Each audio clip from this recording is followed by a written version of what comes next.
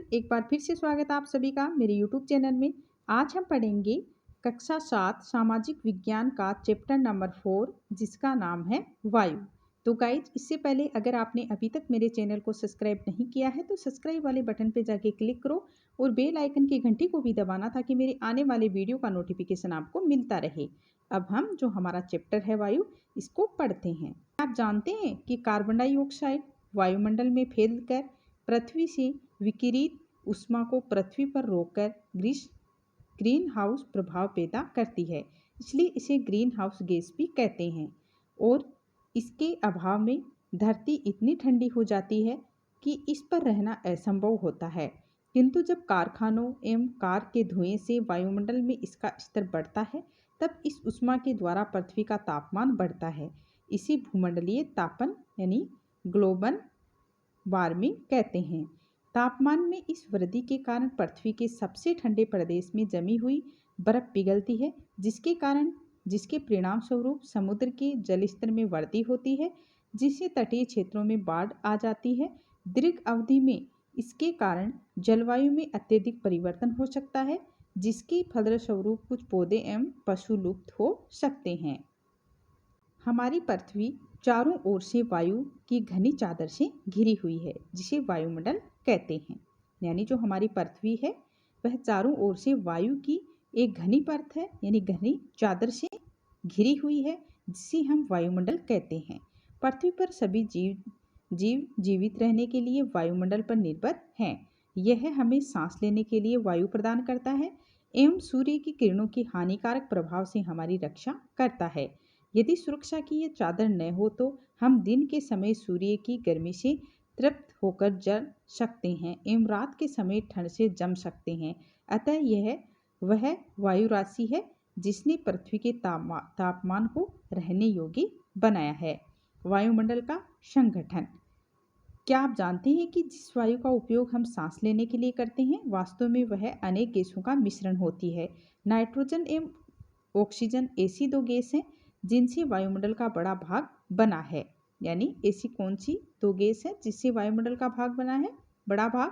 तो ये है नाइट्रोजन और oxygen. Carbon dioxide, helium, ozone, argon एवं हाइड्रोजन कम मात्रा में पाई जाती है।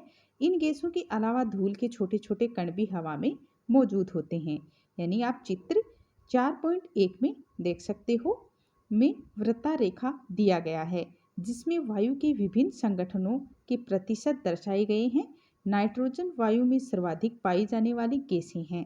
जब हम सांस लेते हैं तब फेफड़ों में कुछ नाइट्रोजन भी ले जाते हैं और फिर उसे बाहर निकाल देते हैं, परंतु पौधों को अपने जीवन के लिए नाइट्रोजन की आवश्यकता, देखो आप ये चित्र देख सकते हो, जिसमें ऑक्सीजन 21% है, कार्बन डाइऑक्साइड 0.3, आर्गन 0.93, अन्य 0.04% और नाइट्रोजन सबसे ज़्यादा है 78% आवश्यकता होती है।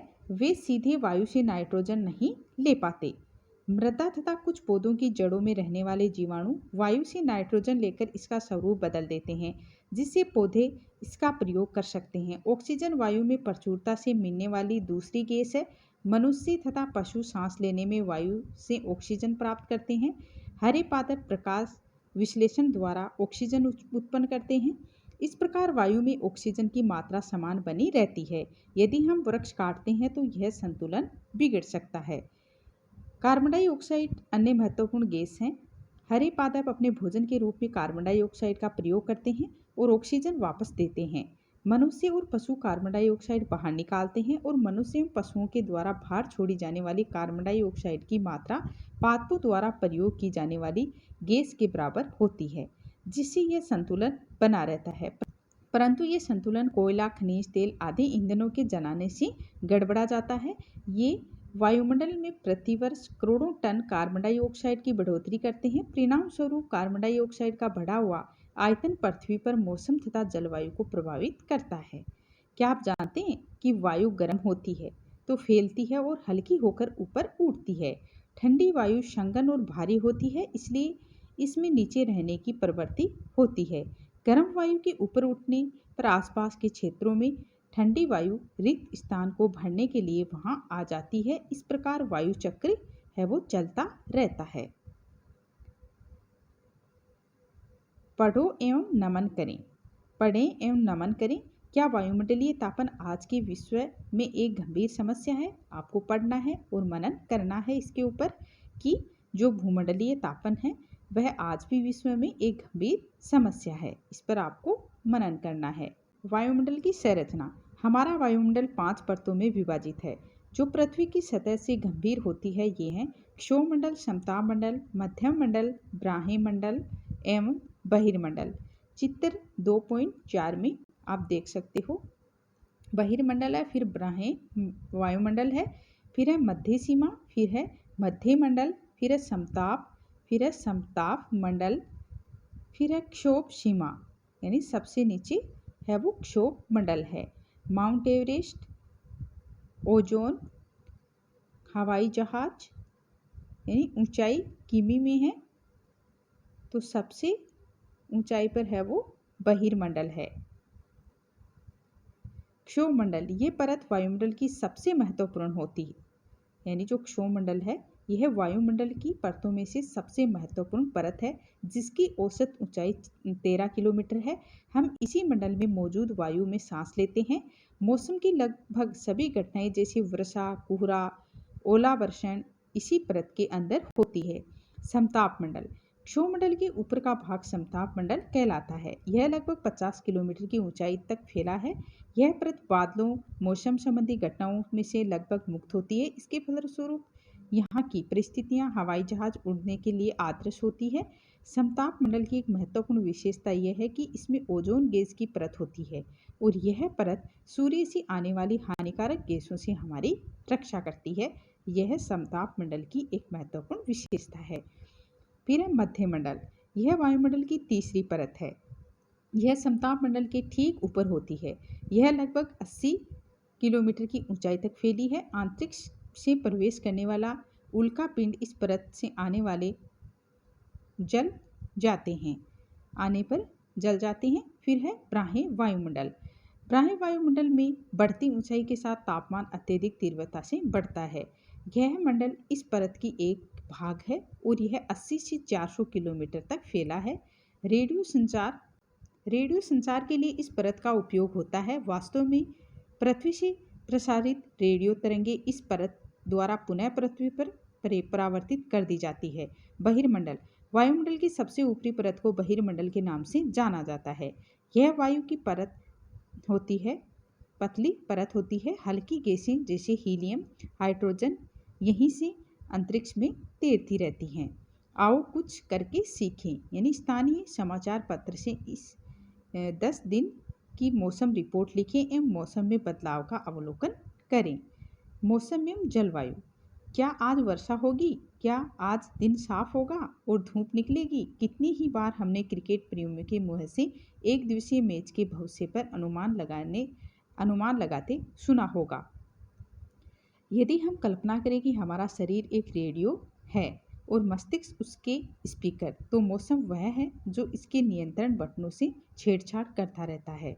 मौसम वायुमंडल की प्रत्येक घंटे तथा दिन प्रतिदिन की स्थिति होती है। आर्द्र एवं गर्म मौसम किसी को भी चिड़चिड़ा बना सकता है। अच्छा हवादार मौसम हमें आनंद देता है और हम घूमने की योजना भी बना सकते हैं। मौसम नाटकीय रूप से दिन प्रतिदिन बदलता है, किंतु दीर्घकाल में किसी स्थान का औसत मौसम उस स्थान की जलवायु बताता है। क्या अब आप समझ गए कि हम मौसम का दैनिक पूर्वानुमान क्यों करते हैं? क्या आप जानते हैं कि ये जानकर आपको आश्चर्य होगा कि जो पृथ्वी है वो सूर्य की ऊर्जा के 2.00000000 भाग का केवल एक भाग है, यानी 2 अरबवां ही प्राप्त करती है। फिर है तापमान। आप प्रतिदिन जिस तापमान का अनुभव करते हैं वह वायुमंडल का तापमान होता है। वायु में मौजूद ताप का शीतलता के परिणाम को तापमान कहते हैं। वायुमंडल का तापमान केवल दिन और रात में ही नहीं बदलता बल्कि ऋतुओं के अनुसार भी बदलता है। शीत ऋतु की अपेक्षा ग्रीष्म ऋतु ज़्यादा गर्म होती है। आपतन एक महत्वपूर्ण कारक है जो तापमान के वितरण को प्रभावित करता है। सूर्य से आने वाली वह ऊर्जा जिसे पृथ्वी रोक लेती है आतपन कहलाती है। आतपन सूर्य तप की मात्रा मध्यम रेखा से ध्रुवों की ओर घटती है, इसलिए तापमान उसी प्रकार घटता जाता है। चित्र संख्या 4.3 यानी मौसम की जानकारी के लिए ये यंत्र बनाया गया है। यह है वात दिग्दर्शी पवन की दिशा दर्शाता है। फिर है वर्षा मापी यानी वर्षा की मात्रा को दर्शाता है। फिर है 3 नंबर का ये ताप मापी यानी तापमान मापता है ये यंत्र। फिर है वायु दाब मापी यानी वायु दाब मापता है यह यंत्र। तो इस तरह से जो मौसम की जानकारी के लिए ये अलग अलग यंत्र बनाए गए हैं। क्या आप जानते हैं कि तापमान को मापने की मानक इकाई डिग्री सेल्सियस है? इसका आविष्कार एडर सेल्सियस ने किया था। सेल्सियस पैमाने का जल 0 डिग्री सेल्सियस पर जमता है एवं 100 डिग्री सेल्सियस पर उबलता है। क्या आप यह समझ गए होंगे? अब आप समझ गए होंगे कि ध्रुव बर्फ से क्यों ढके हुए हैं। यदि पृथ्वी का तापमान अत्यधिक बढ़ जाता है तो ये इतनी गर्म हो जाएगी कि यहाँ कुछ फसलें नहीं उग सकेगी। गांवों की अपेक्षा नगरों का तापमान बहुत अधिक होता है। दिन के समय में एसाफेल्ट से बनी सड़कें, धातु और कंक्रीट से बने भवन गर्म हो जाते हैं। रात के समय यह ऊष्मा मुक्त हो जाती है। नगर के भीड़ वाले ऊंचे भवन गर्म वायु को रोक लेते हैं, जिससे नगरों का तापमान है वो बढ़ जाता है।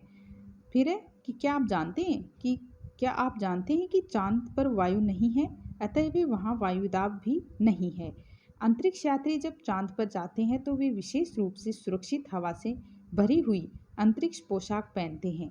यदि वे इस अंतरिक्ष पोशाक को न पहने तो अंतरिक्ष यात्रियों के शरीर द्वारा विपरीत बल लगने के कारण उसकी रक्त शिराएं फट सकती हैं, जिससे अंतरिक्ष यात्री रक्त स्रावित हो सकते हैं।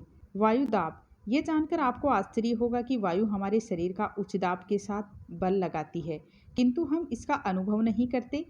यह इसलिए होता है क्योंकि वायु का दाब हमारे ऊपर सभी दिशाओं से लगता है और हमारा शरीर विपरीत बल लगाता है।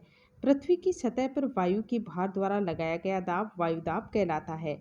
वायुमंडल में ऊपर की ओर जाने पर दाब तेजी से गिरने लगता है। समुद्र स्तर पर वायु दाब सर्वाधिक होता है और ऊंचाई पर जाने पर यह घटता जाता है। यानी जैसे जैसे ऊंचाई पर जाते हैं वैसे वैसे जो वायु दाब है वो घटता जाता है। वायु दाब का क्षितिज वितरण किसी स्थान पर उपस्थित वायु के ताप द्वारा प्रभावित होता है। अधिक तापमान वाले क्षेत्रों में वायु गर्म होकर ऊपर उठती है।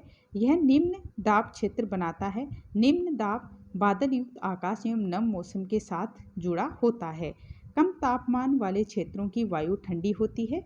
इसके फलस्वरूप ये भारी होती है। भारी वायु निमज्जित होकर उच्च दाब क्षेत्र बनाती है। उच्च दाब के कारण स्पष्ट एवं स्वच्छ आकाश होता है। वायु सदैव उच्च दाब क्षेत्र से निम्न दाब क्षेत्र की ओर गमन करती है। फिर है पवन।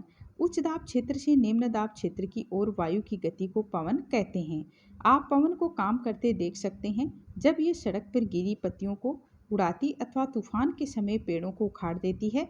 कभी कभी जब पवन धीरे बहती है तो आप इसे महीन धूल एवं धुएं को उड़ाते देख सकते हैं।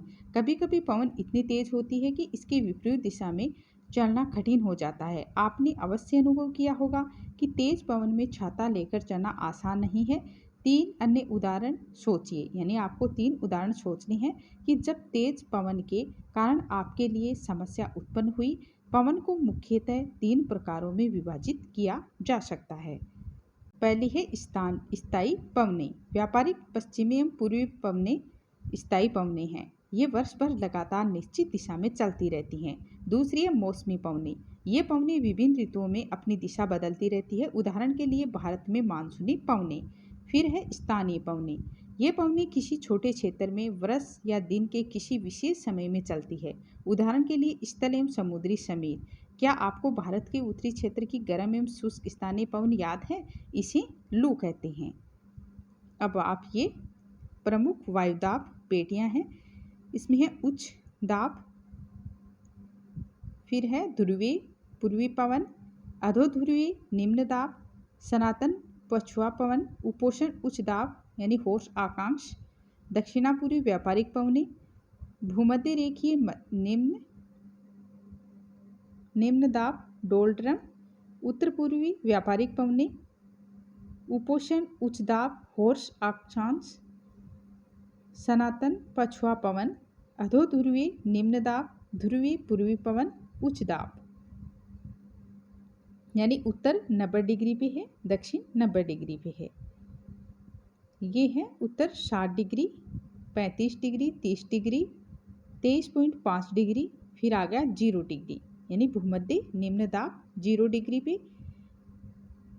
फिर है दक्षिण पूर्वी व्यापारिक पवनें हैं 23.5 दक्षिण, उपोष्ण उच्च दाब यानी हॉर्स अक्षांश है 30 डिग्री, सनातन पछुआ पवनें हैं 35 और अधो ध्रुवीय निम्न दाब है 60 डिग्री।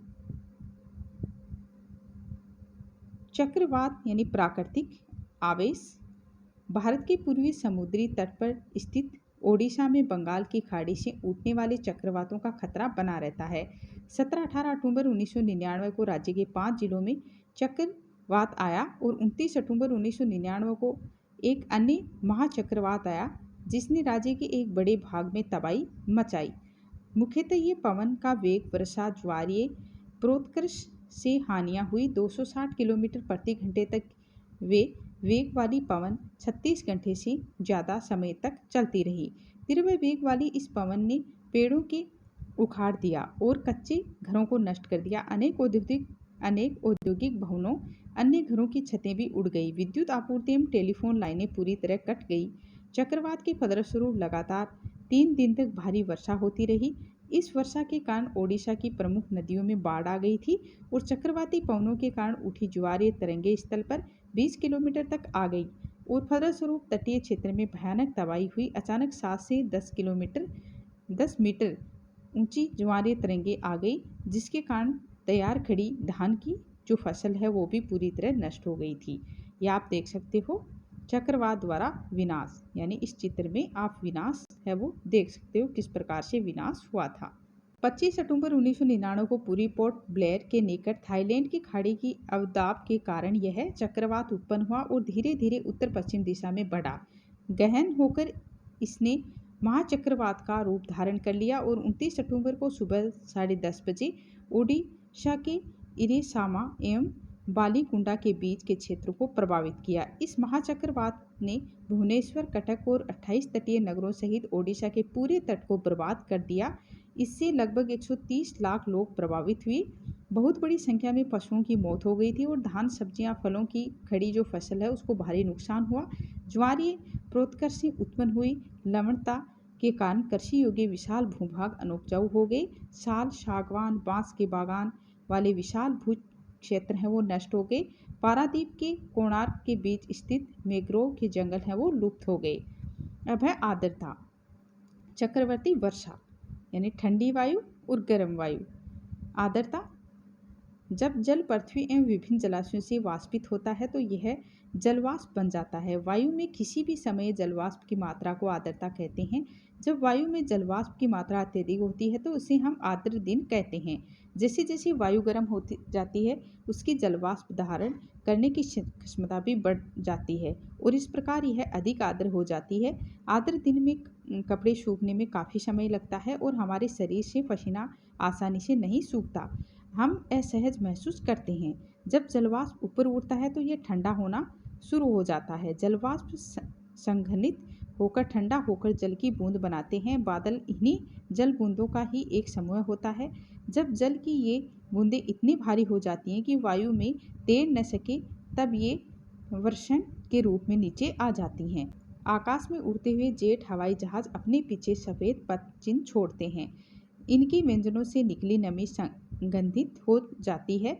वायु की गतिमान न रहने की स्थिति में यह संघनित नमी देर तक पथ के रूप में दिखाई देती है। पृथ्वी पर जल के रूप में गिरने वाला वर्षण वर्षा कहलाता है। ज़्यादातर भूम जल वर्षा जल से ही प्राप्त होता है। पौधे जल संरक्षण में मदद करते हैं। जब पहाड़ी पार्श्वों से पेड़ काटे जाते हैं, वर्षा जल अनावृत पहाड़ों से नीचे बहता है एवं निचले इलाकों में बाढ़ का कारण बनता है। क्रियाविधि आधार पर वर्षा के 3 प्रकार होते हैं: संवहनीय वर्षा, पर्वतीय वर्षा एवं चक्रवाती वर्षा। संवहनीय वर्षा है गर्म वायु। पौधों एवं जीव जंतुओं के जीवित रहने के लिए वर्षा बहुत ही महत्वपूर्ण है। यानी वर्षा है वो पौधों एवं जीव जंतुओं के जीवित रहने के लिए बहुत महत्वपूर्ण होती है। इससे धरातल को ताज़ा जल प्रदान होता है। यदि वर्षा कम हो तो जल की कमी, सूखा हो जाता है। इसके विपरीत अगर वर्षा अधिक होती है तो बाढ़ आ जाती है। तो क्या आप जानते हैं कि वृषण के दूसरे रूप हिम, सहिम, वृष्टि तथा ओला हैं। तो इस प्रकार से गाइज इस चैप्टर के जो प्रश्न हैं वो छोटे छोटे क्वेश्चन हैं कि वायुमंडल क्या है, वायुमंडल का अधिकतर भाग किन दो गैसों से बना है, वायुमंडल में कौन सी गैस हरित गृह प्रभाव। तो इस चैप्टर में हमने जो पढ़ा है तो आपको इन क्वेश्चनों को करना है। अगर नहीं आए तो आप मुझे कमेंट बॉक्स में लिख के बताएं, मैं अगली वीडियो में ये क्वेश्चन है वो आपको करवा दूंगी। तो चलो गाइज अब हम मिलते हैं अगले वीडियो में। तो गाइज अगर आपको मेरा ये वीडियो अच्छा लगे तो कमेंट बॉक्स में लिख के ज़रूर बताएं और वीडियो को लाइक करें, ज़्यादा से ज़्यादा शेयर करें और चैनल को सब्सक्राइब जरूर करें। Thank you guys.